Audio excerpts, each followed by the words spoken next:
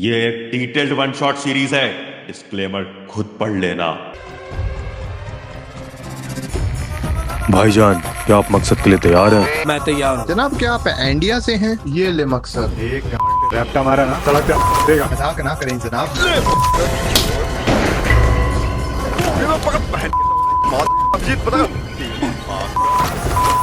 ये है मकसद 100 मार्क्स का। मकसद सीरीज में आप सभी लोग का दिल से बहुत बहुत स्वागत है। आज हम लोग कवरअप करने वाले हैं यूनिट नंबर 6, जिसका नाम है टेस्ट एंड मेजरमेंट। याद रखिएगा, ये क्लास 12 के पॉइंट से कवरअप करने वाले हैं। 12 के पॉइंट ऑफ व्यू से रहेगा तो भैया न्यू सिलेबस के अकॉर्डिंग है और सारी चीजें आप लोग के एग्जाम ओरिएंटेड रहने वाली है। तो इस वीडियो को देखने के बाद आप लोग की प्रिपरेशन बहुत अच्छी हो जाएगी। आगे बढ़ने से पहले अगर आपने अभी तक मेरी फिजिकल एजुकेशन की बुक परचेस नहीं करे हो तो क्या कर रहे हो मेरे भाई, क्योंकि वन शॉट वीडियो प्लस मेरी बुक मिलाकर आप लोग 100 मार्क्स आसानी से अचीव कर सकते हो। क्योंकि इस बुक के अंदर आप लोग को मिल रहे हैं chapter wise, topic wise solve paper 2016 से लेकर 25 तक के क्वेश्चन, सारे कॉम्पिटेंसी क्वेश्चंस न्यू सिलेबस के अकॉर्डिंग है। माइंड मैप्स मिल रहा है, कीवर्ड्स हैं, आंसर टिप्स हैं, सो दैट आप लोग एग्जामिनेशन में मैक्सिमम मार्क्स स्कोर कर पाओ। इन सब के अलावा सॉल्व पेपर्स हैं और साथ में आप लोग को सैंपल पेपर भी इसके अंदर मिल रहे हैं। तो अगर अभी तक के नहीं लिए हो तो बहुत बड़ी गलती कर रहे हो। अपनी बुक्स को साइड में रखो और जकी भैया की इस बुक के साथ अपनी बोर्ड्स की प्रिपरेशन पे ब्लाइंडली यकीन करके अपनी प्रिपरेशन को बेस्ट बनाए। तो डिस्क्रिप्शन में मैं डिस्काउंट लिंक दे दिया हूं Amazon की, जल्दी से जाएं डिस्क्रिप्शन में, चेक करें लिंक को और इस बुक को ऑर्डर करें आज के आज। तो क्या क्या पढ़ने वाले, तो ये सारा कंटेंट आप लोग को रहेगा न्यू सिलेबस के अकॉर्डिंग। और सबसे पहला जो टॉपिक आप लोग का रहने वाला है वो रहने वाला है कि आखिर फिटनेस टेस्ट क्या होते हैं। इस फिटनेस टेस्ट के अंदर हम लोग जानेंगे SAI Khelo India fitness test in schools के बारे में। बाकी अगर मेरे साथ फिजिक्स और केमिस्ट्री पढ़ना चाहते हो क्लास 12 के लिए तो ये दोनों चैनल को आप लोग मेरे फॉलो अप कर सकते हैं। बाकी अगर हम लोग टॉपिक की बात करें तो सबसे पहला और इंपॉर्टेंट टॉपिक है दोस्तों, वो है फिटनेस टेस्ट क्या होता है। उसमें आगे बढ़ने से पहले ये समझ लेते हैं कि आखिर ये फिटनेस क्या चीज है। फिटनेस बेसिकली ये समझाता है कि कोई भी इंसान किसी भी फिजिकल एक्टिविटी को कितने ज्यादा एफिशिएंटली और कितने इफेक्टिव वे में कर पाता है बिना टायर्ड फील करे और बची हुई एनर्जी के साथ अपनी लाइफ के डेली टास्क को भी अचीव कर पाता है। तो मैं ये नहीं कह सकता हूं कि यार फिटनेस का मतलब मेनली बस ये हुआ कि बहुत तेजी से दौड़ पा रहे हो, बहुत हाई जंप लगा ले रहे हो। इन सब के अलावा फिटनेस एक्चुअल में ओवरऑल हेल्थ और वेलबींग को भी समझाता है। तो अगर आप चाहो तो ये प्रॉपर ये वाली डेफिनेशन भी फ्रेम कर सकते हो जो आप लोग को रेड फॉर्म में दी हुई है कि फिटनेस का मतलब होता है स्ट्रॉन्ग, एनर्जेटिक और इतना हेल्दी रहना कि डे टू डे लाइफ के चीजों को आप हैंडल कर पाओ, वो भी बिना टायर्ड फील करे। तो आई होप आप लोगों को फिटनेस समझ में आ गया। अब उस फिटनेस को पता करने के लिए आप लोग डिफरेंट टाइप के टेस्ट कंडक्ट करोगे। तो फिटनेस बेसिकली आप कितने फिट हो उसके बारे में समझा रहा है, वो भी ओवरऑल हेल्थ और वेलबींग के फॉर्म में। अब एक चीज ध्यान से समझिएगा, ये जो फिटनेस टेस्ट आप लोग यहाँ पे पढ़ रहे हैं ये 2 एज ग्रुप के बारे में पढ़ना है। एक है छोटे बच्चों के लिए और एक है बड़े बच्चों के लिए। तो जो छोटे बच्चों का एज ग्रुप है वो है 5 साल से 8 साल का बच्चा जो क्लास 1 से लेकर 3rd के बीच में है। दूसरा जो एज ग्रुप है वो है 9 साल से 18 साल का बच्चा जिसका एज ग्रुप जो कि क्लास 4 से 12th के बीच में लाई करता है। बाकी वीडियो में आगे बढ़ने से पहले एक चीज आपको क्लियर कर देता हूं, इस चैप्टर के अंदर ढेर सारे टेस्ट आएंगे।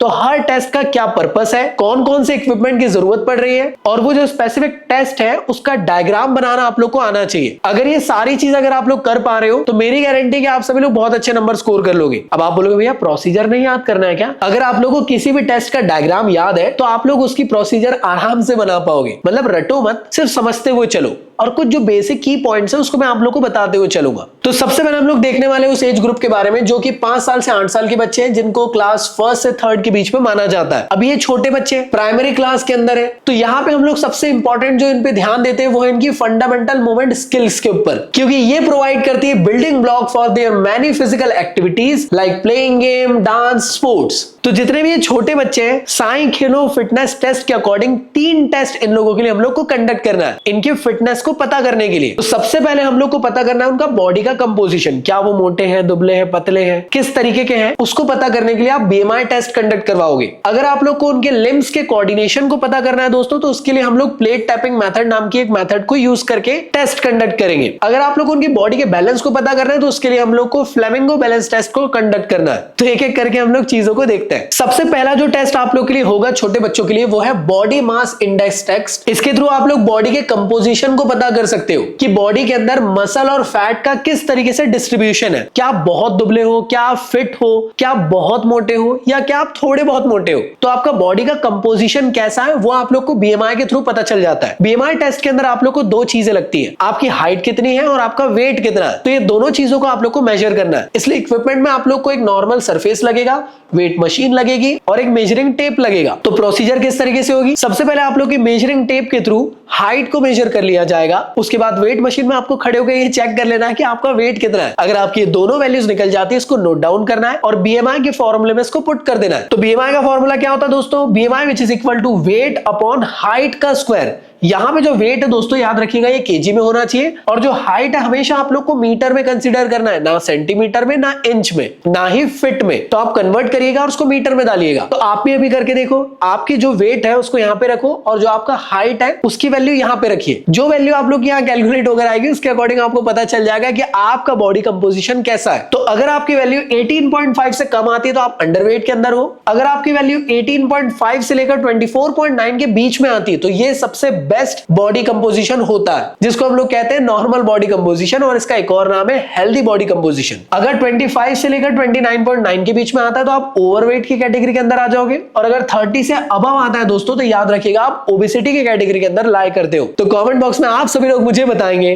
कि आप लोग का बीएमआई स्कोर कितना आया और आप लोग किस कैटेगरी के अंदर लाई कर रहे हो। तो बस इतना ही करना है, इसके थ्रू आपको बॉडी कंपोजिशन पता चल जाएगा। अब अगले टेस्ट के बारे में बात कर लेते हैं जिसका नाम है प्लेट टैपिंग मेथड। याद रखिएगा हर एक का पर्पस मालूम होना चाहिए। तो इसका पर्पस क्या है दोस्तों, कि आपके लिम्स के अंदर किस तरीके से उसकी स्पीड है और किस तरीके का उसका कोऑर्डिनेशन है। लिम्स मतलब हाथों की स्पीड की हम लोग बात कर रहे हैं। तो इस टेस्ट के अंदर आप लोगों को कुछ इक्विपमेंट की जरूरत पड़ेगी, लाइक एक टेबल की जरूरत पड़ेगी। दूसरी चीज हमें दो येलो डिस्क की जरूरत पड़ेगी जिसका डायमीटर 20 सेंटीमीटर के आसपास होना चाहिए। एक रेक्टेंगुलर शेप की जरूरत पड़ेगी जो होगा 30 बाय 20 सेंटीमीटर का और एक स्टॉप वॉच की जरूरत आप लोग को पड़ने वाली है। जैसे आप लोग देख रहे हो ये रही वो दो येलो डिस्क और ये रहा वो एक रेक्टेंगुलर सरफेस। तो यहाँ पे आप लोग का रेस्ट हैंड रहेगा और यहाँ पे आप लोग का मूवमेंट वाला हैंड रहेगा जो टैपिंग करते हुए चलेगा। मतलब एक हाथ बीच में रेस्टिंग पोजीशन में रहेगा और एक हाथ ऐसे ऐसे जाएगा येलो कलर में टैप करते हुए। रैपिंग कर रहा हूं क्या मैं?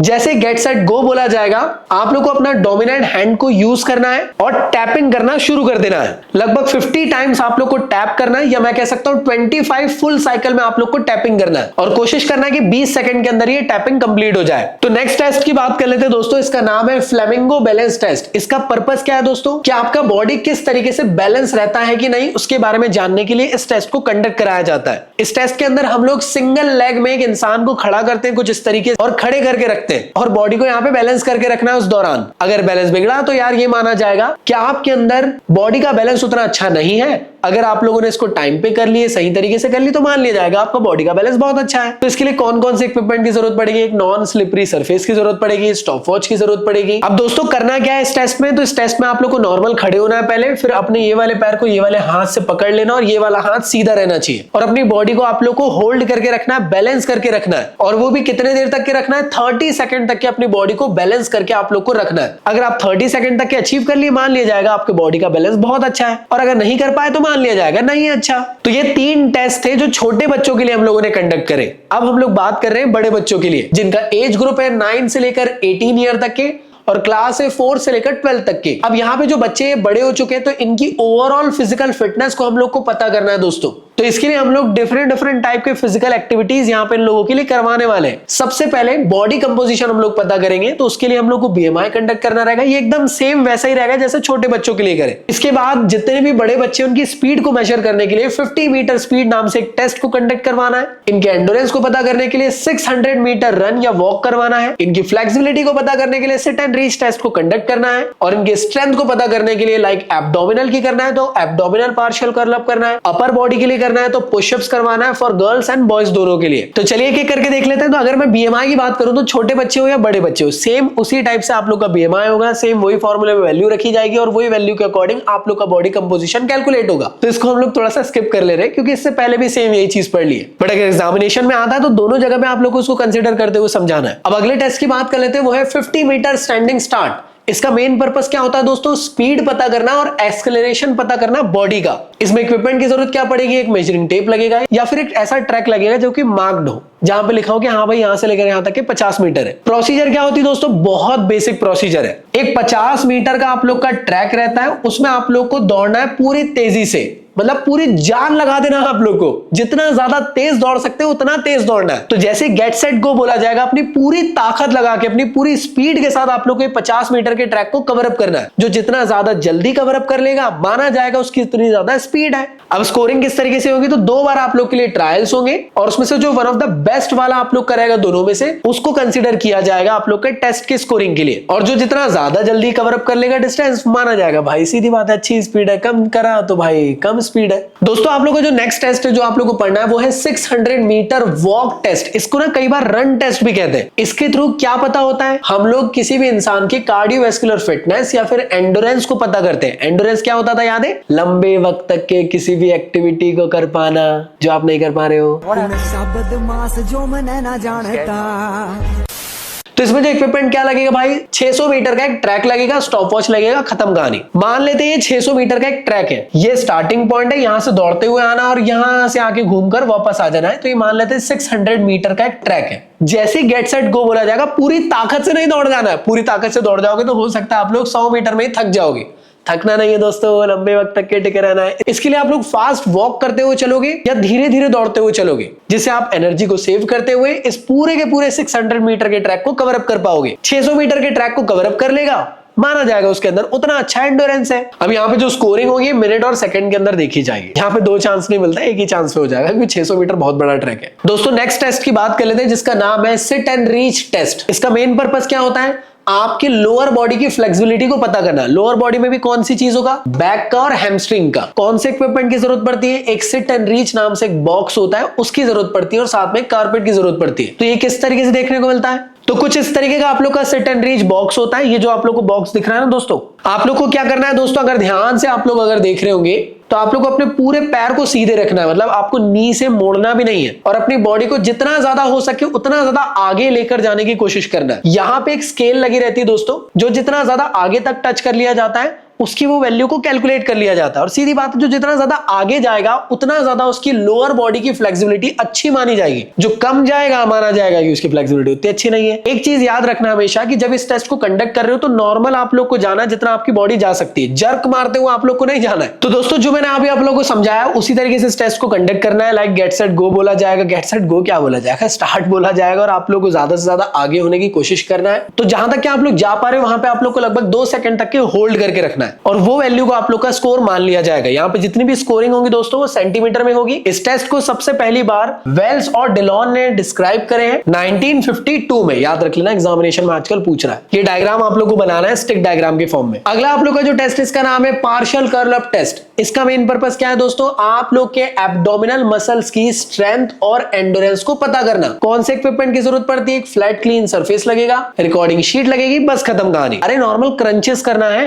अब किसी बुक के अंदर आपको ऐसा दिख सकता है, किसी बुक के अंदर ऐसा दिख सकता है, हाथों का पोजीशन सीधा हो या हाथों का पोजीशन ऐसा हो, दोनों एक ही बात है। नॉर्मली आप लोग को लेट जाना है और अपने पैरों को इस तरीके से आप लोग को रखना है। जैसे ही आप लोग को स्टार्ट बोला जाएगा आप लोग को यहाँ पे कर्ल्स लगाते हुए चलना है, मतलब एब्डोमिनल की एक्सरसाइज के फॉर्म में आप लोग को एक्सरसाइज करते हुए चलना है। तो आप लोग अपनी बॉडी को जितना ज्यादा हो सके नेक के थ्रू आगे लेकर जाने की कोशिश करोगे, फिर बैक लेकर आओगे। लगभग 3 सेकंड में पूरा होना चाहिए, मतलब 1.5 सेकंड में ऊपर आओ और 1.5 सेकंड में आप लोग को नीचे आना है। और ये कंटिन्यूअसली करते हुए आप लोग को चलना है और कंटिन्यूअसली आप लोग को लगभग 25 कर्ल्स करना है, या जब तक आप लोग को फैटिग ना हो जाए, या जब तक कि आपका फॉर्म ब्रेक ना हो जाए, जब तक कि आप एग्जॉस्ट ना हो जाओ, तब तक के भी आप कर सकते हो। जितने नंबर ऑफ कर्ल्स आप लोग करोगे वो काउंट किए जाएंगे आपकी स्कोरिंग में।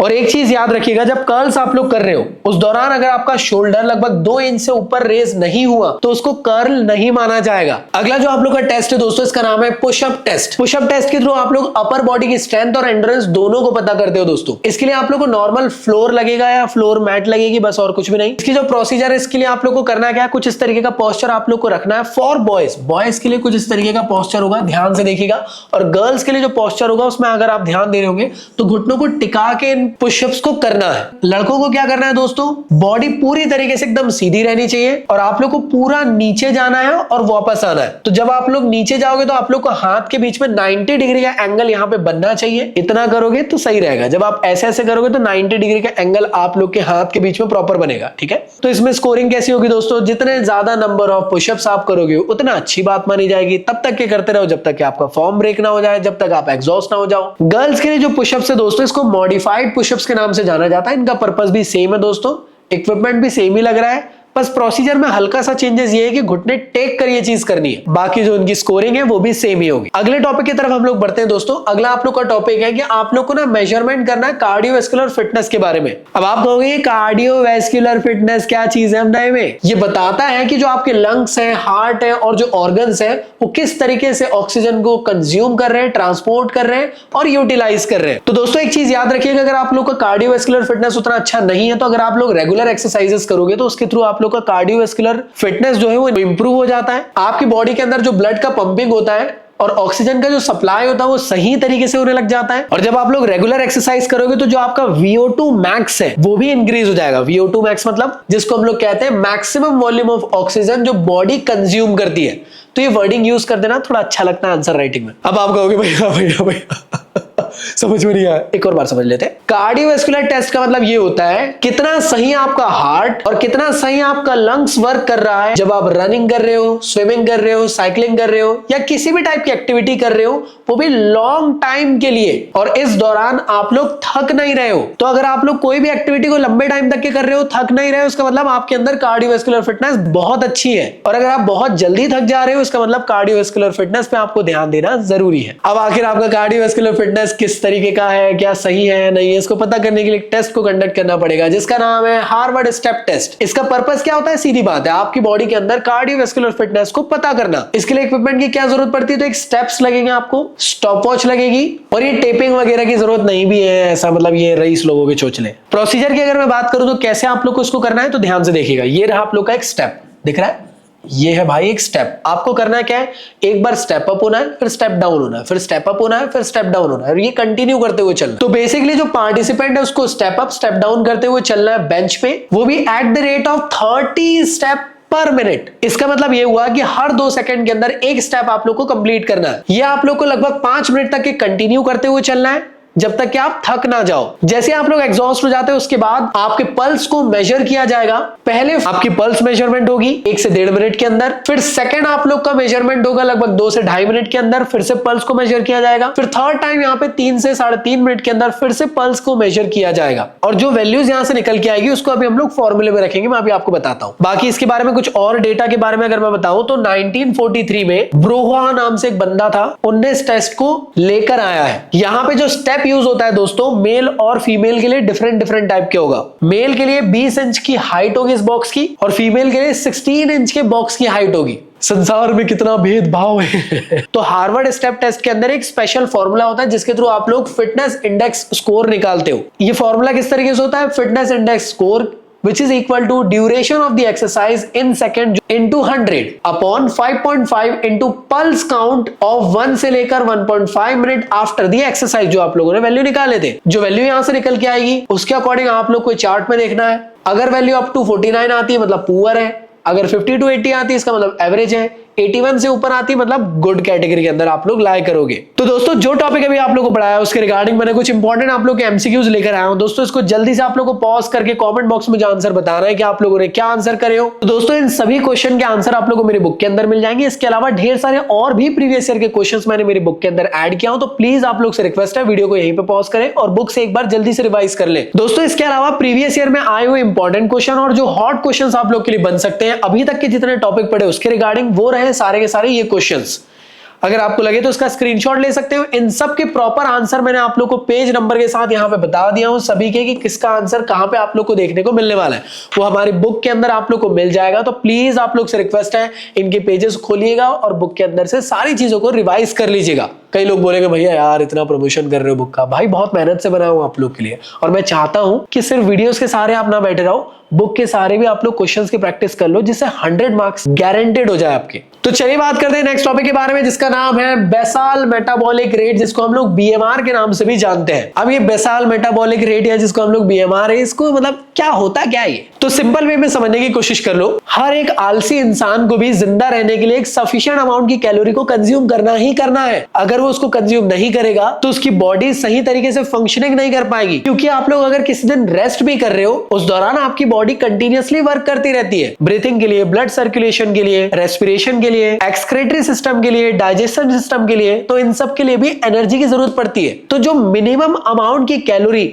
जिसको आपको कंज्यूम करना ही करना है आपके नॉर्मल बॉडी के फंक्शन को कराने के लिए, उसे हम लोग कहते हैं दोस्तों बीएमआर। अगर आप बीएमआर वैल्यू कंज्यूम नहीं करोगे तो आपकी मौत हो जाएगी, क्योंकि लाइफ सस्टेन करने के लिए बीएमआर के अकॉर्डिंग जितनी कैलोरी आती है उतनी कंज्यूम तो करना ही करना है आपको। तो BMR is the number of calorie your body burn at rest to perform basic life sustaining functions. Simple way में अगर कहूं, अगर आप कुछ नहीं भी कर रहे हो तब भी आपकी बॉडी को एनर्जी की जरूरत पड़ती है जिंदा रहने के लिए, और उस एनर्जी की जो जरूरत पड़ रही है वो कितनी है उसको कैलकुलेट करके आप लोग को बताता है बीएमआर। तो बेसिकली बीएमआर किस तरीके से सपोर्ट करता है? ब्रीथिंग के लिए, ब्लड सर्कुलेशन के लिए, डाइजेशन के लिए, सेल प्रोडक्शन के लिए, ब्रेन फंक्शनिंग के लिए, नर्वस सिस्टम के लिए, बॉडी के टेम्परेचर को रेगुलेट करने के लिए। आपके दिमाग में जरूर आया होगा कि बीएमआर पता करा जा रहा है, मतलब ये बीएमआर जैसा, इसका मतलब हाँ जी, इसका भी एक फॉर्मूले होते हैं। तो बेसिकली दो तरीके से आप लोग बीएमआर को कैलकुलेट कर सकते हो। सबसे पहले आप लोग का है मैफ्लिन बीएमआर इक्वेशन और दूसरा है हैरिस इक्वेशन ऑफ बीएमआर। अब मेल के लिए क्या होगा फॉर्मूला, वो ये रहा, फीमेल के लिए ये रहा, सेम ऐसे यहाँ पे मेल के लिए ये रहा, फीमेल के लिए ये रहा। एग्जामिनेशन में दोनों में से कुछ भी पूछा जा सकता है, इसलिए दोनों को याद रखें। बट अगर आप लोग कहोगे कि दोनों में से कौन सा सबसे ज्यादा एक्यूरेट है, तो अमेरिकन काउंसिल ऑन एक्सरसाइज ने हमें यह बताया है जो मैफ्लिन बीएमआर इक्वेशन है ज्यादा एक्यूरेट है as compared to Harris equation of BMR से। बाकी दोनों याद रख लेना, एग्जामिनेशन में कौन सा पूछ ले, कब पूछ ले, कोई भरोसा नहीं है। तो इसलिए रिक्वेस्ट है आप लोग से इसका स्क्रीनशॉट ले लो, अदरवाइज आपके पास नोट्स तो होंगे, डिस्क्रिप्शन में नोट्स के लिंक दे दिया हूं डाउनलोड करने की, जाके डाउनलोड कर लेना, सारी चीजें आप लोग को वहां पे मिल जाएगी। ये फॉर्मूले रटने हैं दोस्तों, मैं वापस से आपको क्लियर कर रहा हूं। बाकी कुछ इंपॉर्टेंट फैक्टर्स की बात कर लेते हैं उनके इफेक्ट्स के साथ, कि एज के साथ जो बीएमआर है आप लोग का वो डिक्रीज होने लग जाता है। जेंडर की अगर बात करी जाए तो मेल के अंदर आप लोग को ज्यादा हायर बीएमआर आप लोग को देखने को मिलता है एज कंपेयर टू गर्ल्स के। बीएमआर बॉडी कंपोजिशन के लिए भी काफी ज्यादा हेल्पफुल है। लाइक अगर आप लोग को ज्यादा मस्कुलर होना है तो उसके लिए आपको ज्यादा हायर बीएमआर की वैल्यू कंज्यूम करना होगा। जेनेटिकली भी ये कई बार इंपॉर्टेंट हो जाता है, कई लोगों के अंदर ना नेचुरली हायर बीएमआर आप लोग को देखने को मिलता है। और अगर आप रेगुलर फिजिकल एक्टिविटी करोगे तो ये आपके बीएमआर को बूस्ट कर सकता है। तो दोस्तों अब जो आप लोग को बताने वाला हूं ये भी एग्जामिनेशन में आप लोग को पूछा गया है, इसलिए ध्यान से समझ लीजिएगा। हम लोग यहाँ पे एक्टिविटी के लेवल्स देखेंगे और उनके अकॉर्डिंग कितनी डेली कैलोरी नीड आप लोग को पड़ेगी उसके बारे में जानेंगे। सबसे पहले हम लोग देखने वाले हैं सेडेंटरी के बारे में। क्या आप लोग मान लीजिए कोई एक्सरसाइज कर ही नहीं रहे हो, तो दोस्तों जो फॉर्मूले के थ्रू आपका बीएमआर आया उसको आपको इंटू करा देना है 1.2 से। तो उसके अकॉर्डिंग आपको पता चल जाएगा कि डेली कैलोरी इंटेक कितना होना चाहिए जब आप कोई एक्सरसाइज नहीं भी कर रहे हो उस दौरान। मान लीजिए आप लोग माइल्ड एक्टिविटी कर रहे हो, एग्जाम्पल के तौर पर वीक में 3 दिन आप लोग एटलीस्ट एक्सरसाइजेस कर रहे हो। अभी बेसिक टाइप की एक्सरसाइज हो सकती है, लाइक आप लोगों ने कोई स्पोर्ट्स खेल लिए, साइकिलिंग कर लिए, जॉगिंग कर लिए। तो इस दौरान पे आप लोगों को कितनी कैलोरी की जरूरत पड़ेगी? तो जो आपका बीएमआर आया उसको आपको इंटू करना पड़ेगा 1.375 से। तो जो वैल्यू निकल के आएगी उतनी आपको डेली कैलोरी इंटेक करना चाहिए। अगर आप लोग मॉडरेट एक्टिविटी लेवल परफॉर्म कर रहे हो, मतलब 3 से 4 दिन आप लोग वीकली मिनिमम से मिनिमम वर्कआउट कर रहे हो, एक्सरसाइज कर रहे हो, वो भी मिनिमम से मिनिमम आधे घंटे से लेकर 1 घंटे तक का वर्कआउट एक्सरसाइज, तब आप लोग का जो कैलोरी इंटेक होगा वो आपको बीएमआर को इंटू करना है 1.55 से। जो वैल्यू निकल के आएगा उतनी डेली कैलोरी इंटेक आप लोग की होनी चाहिए। अब मान लेते हैं आप लोग हैवी एक्टिव लेवल पे हो, जहां पे आप लोग 5 से 7 टाइप एक्सरसाइज में या फिर गेम्स एंड स्पोर्ट्स में इंडल्ज हो, जहां पे 1 घंटे से ज्यादा आप लोग टाइम दे रहे हो। अब ये हो सकता है ऑक्यूपेशनल पॉइंट ऑफ व्यू से भी हो, मतलब कि जॉब के पॉइंट ऑफ व्यू से भी, लाइक लेबर टाइप का काम भी हो, जहां फार्मिंग या कंस्ट्रक्शन वर्किंग में भी काम कर रहे हो, क्योंकि वहां पे भी एनर्जी कंज्यूम हो रही है। तो ऐसे लोगों को कितनी कैलोरी कंज्यूम करनी चाहिए? तो जो उनका बीएमआर आया अगर उसको इंटू कर दिया जाए 1.725 से, तो उतना आप लोग को डेली कैलोरी इंटेक करना ही करना है। अब बात कर लेते हैं एक्सट्रीम लेवल की, जहां पे आप लोग डेली एक्टिविटी कर रहे हो, चाहे स्पोर्ट्स के फॉर्म में हो, चाहे गेम्स के फॉर्म में हो, या फिर अपने काम की वजह से, लाइक आप कोल माइनिंग में वर्क कर रहे हो, तो ऐसी जगह पे बहुत मेहनत लगती है दोस्तों। इसका मतलब ये है कि सबसे ज्यादा हार्ड वर्किंग वाला काम कर रहे हो, उस दौरान अगर आप लोग को कैलकुलेट करना है कि कितनी डेली कैलोरी आपको कंज्यूम करनी चाहिए, तो जो आपका बीएमआर आया उसको आपको इंटू कर देना है 1.9 से। तो जो वैल्यू निकल के आएगी उतनी कैलोरी आपको डेली कंज्यूम करना है। तो दोस्तों इसका स्क्रीनशॉट अगर आप लोग को लगे तो ले लीजिए, क्योंकि एग्जामिनेशन में बहुत इंपॉर्टेंट पोर्शन है, एमसीक्यू या कॉम्पिटेंसी बेस्ड क्वेश्चन के फॉर्म में बन सकता है। तो चलिए बढ़ते हमारे अगले टॉपिक की तरफ दोस्तों। इसका नाम है रिकली एंड जोन टेस्ट, जो कि सीनियर सिटीजन्स के लिए स्पेशली डिजाइन करके दिया गया। जो अभी तक के टेस्ट पढ़े थे वो एडल्ट लोगों के लिए थे, बच्चों के लिए थे, लेकिन सीनियर सिटीजन जो है वो बुजुर्ग है, उनकी मसल्स बोन स्ट्रक्चर थोड़ा कमजोर हो जाता है एडल्ट के कंपैरिजन में। तो यहाँ पे जो टेस्ट करवाए जाएंगे वो माइल्ड फॉर्म के रहेंगे। तो इसलिए रिकली और जोन्स भैया ने इसको डिजाइन करे स्पेशली कुछ इस तरीके से कि सीनियर सिटीजन्स को दिक्कत ना हो। तो एक एक करके समझ लेते हैं। जो सबसे पहला आप लोग को टेस्ट के बारे में पढ़ना है वो है चेयर स्ट्रेंथ टेस्ट। इसका बेसिक पर्पस क्या होता है कि बुजुर्ग इंसान की लोअर बॉडी की स्ट्रेंथ को पता करना, स्पेशली उनके लेग्स की मसल्स की स्ट्रेंथ को पता करना। कौन से इक्विपमेंट की जरूरत पड़ती है? एक चेयर लगेगा जो कि विदाउट आर्म रेस्ट वाली चेयर हो, जिसकी हाइट लगभग 17 इंच के आसपास हो। एक स्टॉप वॉच लगेगी, फ्लैट सरफेस लगेगा।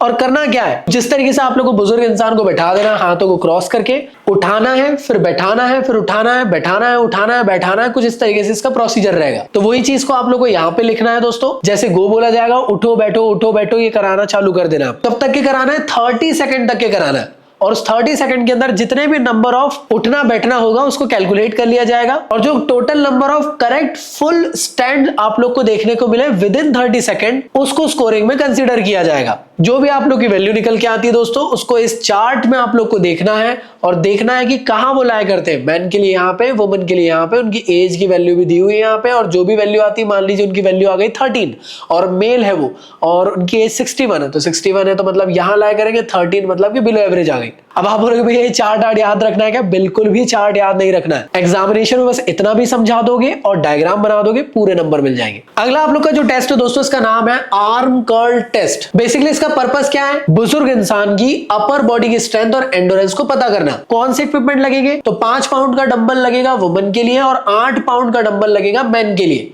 और ऐसी चेयर की जरूरत पड़ेगी जिसमें कि आर्म रेस्ट ना हो, और साथ में स्टॉप वॉच की जरूरत पड़ेगी। अब दोस्तों प्रोसीजर किस तरीके से, तो आफाड टेस्ट ने इसके बारे में प्रोटोकॉल आप लोग को बताया।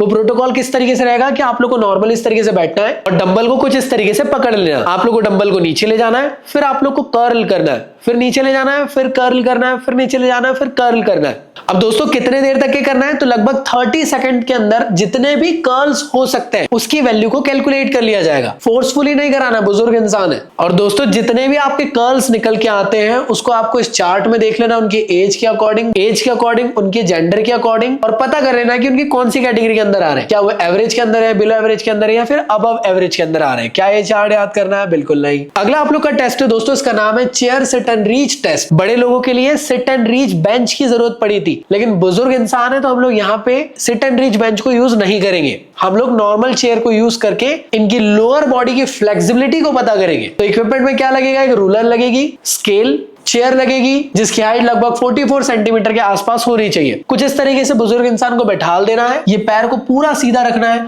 और कोशिश करवाना है इनसे कि जितना ज्यादा करीब हो सके वो लोग टो को टच करने की कोशिश कर ले। अगर वो टो को टच कर लेते तो उनकी फ्लेक्सिबिलिटी बहुत अच्छी है। अगर वो टो टच नहीं कर पा रहे तो हो सकता है उस दौरान उनकी फ्लेक्सिबिलिटी उतनी अच्छी नहीं मानी जाएगी, और हो सकता है कि उनका टो से आगे हाथ चले जाए, तो बहुत ही ज्यादा बेस्ट लोअर बॉडी की फ्लेक्सिबिलिटी को माना जाता है। तो स्कोरिंग में कुछ इस तरीके से माना जाता है दोस्तों कि अगर आपने टो को टच कर दी तो ये 0 वैल्यू है, टो से आगे बढ़ गए तो पॉजिटिव वैल्यू है, टो से पीछे रह गए तो नेगेटिव वैल्यू है। अब आप लोग भैया एक बात बताओ, मान लेते हैं हाथ सिर्फ यहीं तक के आया, तो कैसे हम लोग स्कोरिंग करेंगे? जो स्केल थी ना उसको रखा जाएगा, टो से कैलकुलेट किया जाएगा कि कितने दूर पे ये देखने को मिल रहा है, मतलब ये नेगेटिव स्कोरिंग हुई ना। मान लेते उनका हाथ यहां तक के आ चुका है तो फिर स्केल रखा जाएगा, यहां से यहां तक के मेजर किया जाएगा, और टो से आगे है तो पॉजिटिव वैल्यू के फॉर्म में स्कोरिंग होगी। तो वही चीज मैंने यहां पे भी लिख दिया हूं, फिंगर अगर जो है वो टो से बियॉन्ड आगे चले जाए तो भाई पॉजिटिव वैल्यू है या पॉजिटिव स्कोर है, ना टच कर पाए पीछे रह गई तो नेगेटिव स्कोरिंग के फॉर्म में माना जाएगा। इसको 2 बार कराया जाएगा, उसमें से जो बेस्ट होगा उसको कंसीडर किया जाएगा, और जो वैल्यू निकल के आती है दोस्तों उसके अकॉर्डिंग आप लोग को यहाँ पे वैल्यू रखना। देखो नेगेटिव पॉजिटिव में जो कह रहा था ना, ये इसलिए मैं आप लोगों को कह रहा था कि ये याद रखना। तो इसमें हम लोग उनके एज, जेंडर और इन सबको चेक करके वैल्यू यहाँ से पता कर लेंगे। बाकी टेस्ट में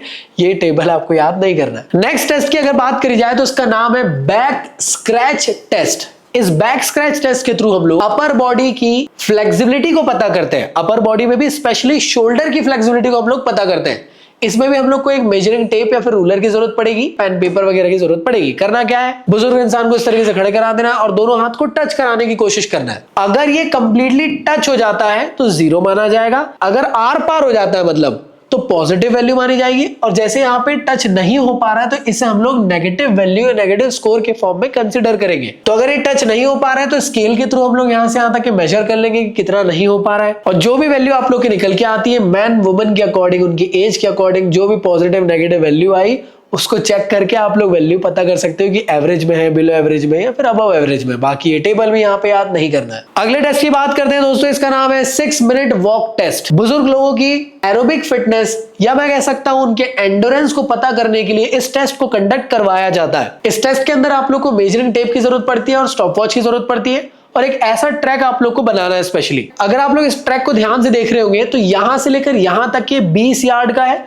और यहां से लेकर यहां तक ये 5 यार्ड का है, मतलब 20 बाय 5 यार्ड का आप लोग को ये ट्रैक देखने को मिलने वाला है। मान लेते हैं आप लोग यहां पे खड़े हुए हो, मतलब आप बुजुर्ग, अरे मान लेते हैं आप लोग ये बुजुर्ग हो और गेट सेट गो जैसे ही बोला जाएगा उनको चलना शुरू कर देना है, क्योंकि ये वॉक टेस्ट, भागना नहीं है, बुजुर्ग है भाइयों। और उनके पास 6 मिनट रहेंगे जिससे कि वो इस पूरे ट्रैक को पार करके वापस आ जाए। इसमें अगर मान लो 6 मिनट के दौरान उनको ऐसा लगता है कि यार वो थक गए, थोड़ी देर यहाँ खड़े रहना चाहते हैं, तो वो यहाँ खड़े भी रह सकते हैं और उसके बाद फिर आगे बढ़ सकते हैं। अब मान लेते हैं कि 6 मिनट के अंदर उन्होंने पूरा कवर कर लिया, मतलब उनके एंडोरेंस बहुत अच्छा है। कई बार हो सकता है कि बुजुर्ग इंसान यहीं पे आके रुक जाए, तो क्या वो मतलब उनको घर पे भगा दिया जाएगा? ऐसा नहीं है, जहां तक कि वो जाएंगे, मान लेते 35 यार्ड तक क्या है तो उसको स्कोरिंग में कंसीडर कर लिया जाएगा। आई होप क्लियर है दोस्तों। जो भी वैल्यू आप लोग की निकल के आएगी उसमें आप लोग को मेल, फीमेल और एज के पॉइंट ऑफ व्यू से आप लोग को यहाँ पे बिलो एवरेज, एवरेज या फिर जो भी वैल्यू उसको आप लोग को कंसिडर कर लेना है।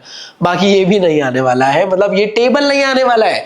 जितने भी मैं बोल रहा हूँ ना बार बार, ये नहीं आने वाला है, मतलब ये टेबल नहीं आने वाला है, बाकी सारी चीजें आने वाली है। बाकी डायग्राम भी बनाना आना चाहिए। लास्ट टेस्ट की बात कर लेते हैं रिकली एंड जॉन के अंदर, वो है आप लोग का 8 foot up and go test. इस टेस्ट के थ्रू आप लोग स्पीड या एजिलिटी पता करते हो बुजुर्ग इंसान की। स्पीड मतलब कितना तेज दौड़ रहे हैं और एजिलिटी मतलब कितने वो फुर्तीले हैं। इसमें कौन से इक्विपमेंट की जरूरत पड़ेगी दोस्तों? तो यहाँ पे एक नॉर्मल सी चेयर की जरूरत पड़ेगी जिसकी हाइट लगभग 44 सेंटीमीटर के आसपास होनी चाहिए। स्टॉपवॉच लगेगा, कोन मार्क लगेगा और मेजरिंग टेप की जरूरत पड़ेगी। दोस्तों इसमें करना क्या रहता है, यहाँ पे आप लोग को चेयर को रख देना है। जैसे ये चेयर है और चेयर में ये बुजुर्ग इंसान यहाँ पे अभी बैठा हुआ है और यहाँ से लेकर यहाँ तक के आप लोग को मेजरमेंट करना है 8 फुट के अराउंड।